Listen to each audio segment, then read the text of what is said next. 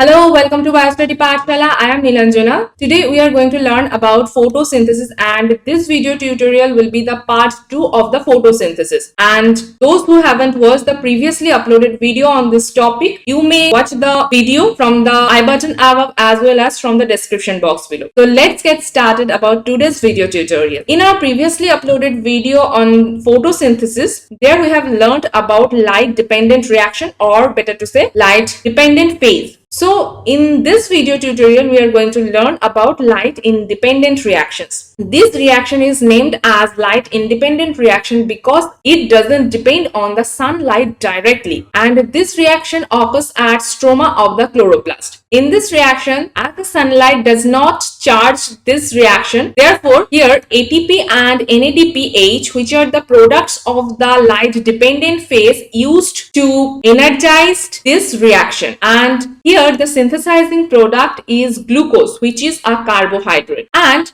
here the atmospheric carbon dioxide is reduced to form carbohydrate, mainly glucose, via Calvin cycle, which is also known as reductive pentose phosphate cycle. And others metabolic pathways which are associated with this light independent reactions or light independent phases are C4 cycle, C2 cycle, and CAM cycle. And this light independent reaction is also known as carbon fixation reactions because here atmospheric carbon dioxide fixed to form biological carbon molecule. Today's video tutorial will be on Calvin cycle, and others metabolic pathways we will deal in our upcoming videos of photosynthesis. So let's go to learn about the Calvin cycle. So this Calvin cycle, which is also known as C3 cycle, why this is named as Calvin cycle or C3 cycle, we are going to know one by one. So this cycle is also known as photosynthetic carbon reduction cycle, and this cycle is also known as reductive pentose phosphate cycle, and this cycle is also known as Calvin cycle in honor of Melvin Calvin, who discovered this cycle with proper reactions. And this cycle is also known as C3 cycle because in this cycle the first stable byproduct is 3-PGA, that is 3-phosphoglyceric acid, which is 3-carbon molecule, and here RUBP, that is ribulose 1,5-bisphosphate, acts as acceptor molecule who accept or who receives the atmospheric carbon dioxide, and this RUBP is 5-carbon molecule. And this cycle has 3 phases or 3 stages of the reactions. First is carboxylation, second is reduction, and third one is regeneration phase. So we will know these phases one by one. So first is carboxylation phase. In this phase, the RUBP, which is the acceptor molecule, accepts one molecule of atmospheric carbon dioxide to form 6-carbon intermediate, which is so much unstable, and this 6-carbon intermediate is known as 2-carboxy pre-keto arabinitol 1,5-bisphosphate, and this unstable 6-carbon intermediate instantly forms 2 molecules of 3-PGA, that is 3-phosphoglyceric acid. So this is about the carboxylation phase. Second phase is reduction phase, and in this phase the 3-PGA, that is 3-phosphoglyceric acid, is reduced to form 3-carbon sugar 3-PGLD, that is 3-phosphoglyceraldehyde. And the third phase, better to say the last phase, is regeneration phase, and in this phase the acceptor molecule, that is the 5-carbon molecule RUBP, that is ribulose 1,5-bisphosphate, is regenerated back from the 3-PGLD. So these are 3 phases of the Calvin cycle. Now we are going to know about the reactions of each phase in detail. So this is the C3 cycle or the Calvin cycle reactions. This is, I know, looking like so much tough, but trust me, this is so much easy to understand, and I will deal with the reactions one by one with minute detail. So if you want to know the reactions, stay tuned till the last of this video. So the first phase is carboxylation phase, and in this phase the RUBP, that is ribulose 1,5-bisphosphate, along with the carbon dioxide and water molecule, with the help of the enzyme Rubisco, produces 3-PGA, that is 3-phosphoglycerate or 3-phosphoglyceric acid. And here, if 6 molecules of RUBP participate to this reaction, form 12 molecules of 3-PGA. So this is about the carboxylation phase. Second phase is reduction phase, and in this phase the 3-PGA along with ATP with the help of the enzyme 3-phosphoglycerate kinase produces 1,3-BPGA, that is 1,3-bisphosphoglycerate or 1,3-bisphosphoglyceric acid, and 1 molecule of ADP. If in this reaction 12 molecules of 3-PGA and 12 molecules of ATP participate, then 12 molecules of 1,3-BPGA and 12 molecules of ADP is generated. The second reaction of the reduction phase is 1,3-BPGA along with NADPH plus H plus with the help of NADP glyceraldehyde 3-phosphate dehydrogenase enzyme produces 3-PGLD, that is 3-phosphoglyceraldehyde NADP plus and inorganic phosphate. If in this reaction 12 molecules of 1,3-BPGA, 12 molecules of NADPH and 12 hydrogen plus ions participate in this reaction,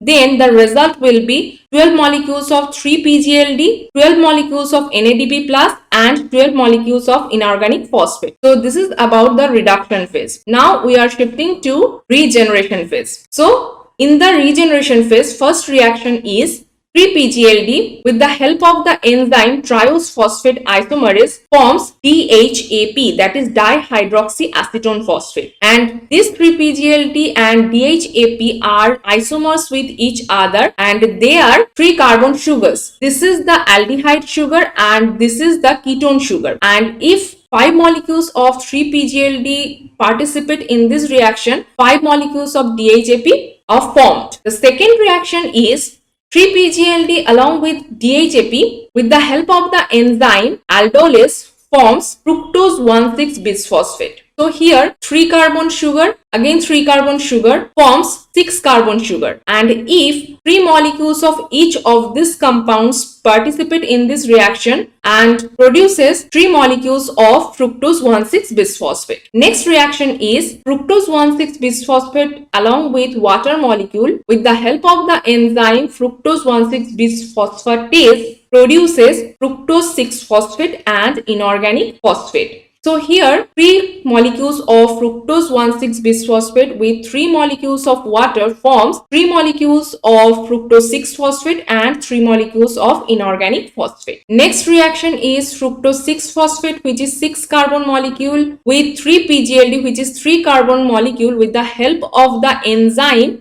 transketolase forms erythrose 4-phosphate, which is 4 carbon sugar, and xylulose 5-phosphate, which is 5 carbon sugar. And you can see here 2 molecules of each of this compound participate in this reaction to form 2 molecules of erythrose 4-phosphate and xylulose 5-phosphate. Next reaction is this erythrose 4-phosphate, which is 4 carbon sugar with DHAP, that is 3 carbon keto sugar, with the help of the enzyme aldolase forms pseudoheptulose 1,7-bisphosphate, which is 7 carbon sugar, and in this reaction 2 molecules of each of this compound participate to form 2 molecules of pseudoheptulose 1,7-bisphosphate. In the next step, this pseudoheptulose 1,7-bisphosphate with water molecule with the help of the enzyme pseudoheptulose 1,6-bisphosphatase produces pseudoheptulose 7-phosphate and inorganic phosphate. Here you can see 2 molecules of pseudoheptulose 1,7-bisphosphate with 2 molecules of water produces 2 molecules of pseudoheptulose 7-phosphate and 2 molecules of the inorganic phosphate. In the next step,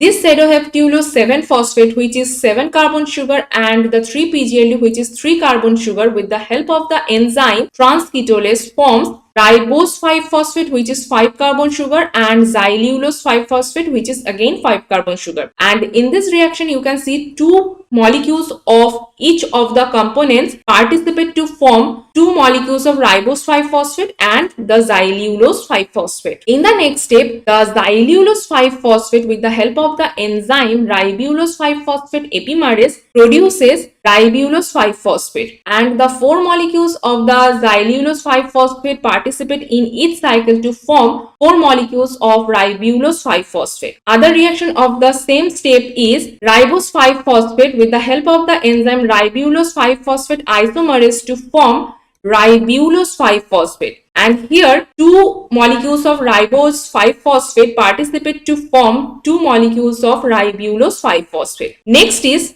this ribulose 5-phosphate, which is 5-carbon sugar, and it is also known as RUMP, that is ribulose monophosphate, along with ATP. With the help of the enzyme RUMP kinase, that is ribulose monophosphate kinase, produces ribulose 1,5-bisphosphate, ADP, and inorganic phosphate. And in this reaction, the 6 molecules of ribulose 5-phosphate and 6 molecules of ATP participate in this reaction to form 6 molecules of ribulose 1,5-bisphosphate and 6 molecules of ADP and 6 molecules of the inorganic phosphate. So this is the reactions of the Kelvin cycle.